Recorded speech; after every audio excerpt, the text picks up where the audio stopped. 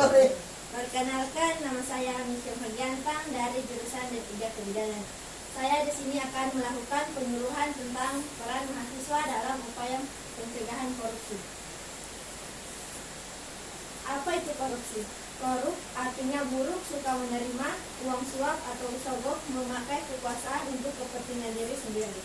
Koruptor, orang yang melakukan kegiatan korupsi.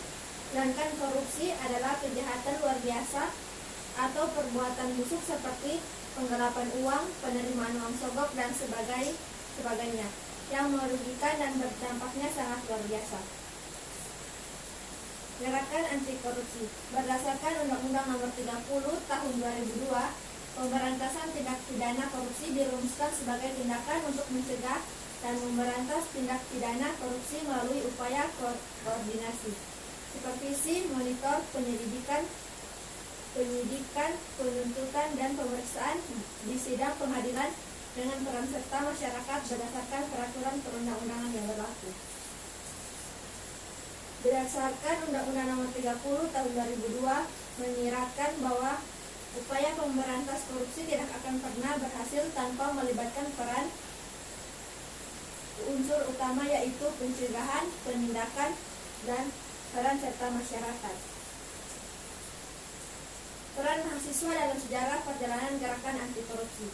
Mahasiswa mempunyai peranan yang sangat penting. Peranan tersebut tercatat dalam peristiwa besar yang dimulai dari Kebangkitan Nasional tahun 1908, Sumpah Pemuda tahun 1928, Proklamasi Kemerdekaan NKRI tahun 1945, lahirnya Orde Baru tahun 1996, dan Reformasi tahun 1998. Tidak dapat dipungkiri bahwa dalam peristiwa-peristiwa besar tersebut, mahasiswa tampil di depan sebagai motor penggerak dengan berbagai gagasan, semangat, dan idealisme yang mereka miliki. Keterlibatan mahasiswa dalam gerakan anti korupsi pada dasarnya dapat dibedakan menjadi 4 wilayah, yaitu lingkungan kampus, lingkungan keluarga, tingkat lokal atau internasional, dan yang terakhir di masyarakat sekitar. Pertama, di lingkungan keluarga. Kegiatan tersebut dapat berupa melakukan pengamatan terhadap perilaku keseharian anggota keluarga. Misalnya, yang pertama, apakah penghasilan orang tua tidak berasal dari tindak korupsi? Apakah orang tua tidak menyalahgunakan fasilitas kantor yang menjadi haknya? Yang kedua, apakah ada di antara anggota keluarga yang menggunakan produk-produk bajakan, yaitu lagu, film, software, tas, sepatu, dan sebagainya? Jika ada keluarga kita yang seperti itu, hendaknya kita menasehatinya. Yang kedua, lingkungan kampus. Keterlibatan mahasiswa dalam gerakan anti korupsi di lingkungan kampus dapat dibagi ke dalam 2 wilayah, yaitu untuk individu mahasiswanya sendiri dan untuk komunitas mahasiswa. Untuk konteks individu, seorang mahasiswa diharapkan dapat mencegah agar dirinya sendiri tidak berperilaku koruptif dan tidak korupsi.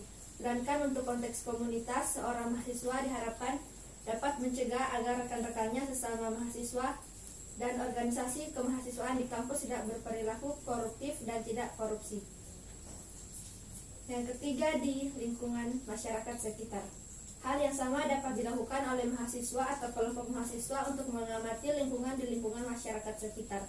Misalnya, apakah kantor-kantor pemerintah menjalankan fungsi pelayanan kepada masyarakatnya dengan sewajarnya?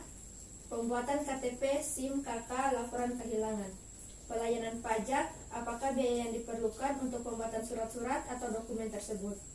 Wajarlah jumlah biaya dan apakah jumlah biaya tersebut resmi diumumkan secara transparan sehingga masyarakat umum tahu.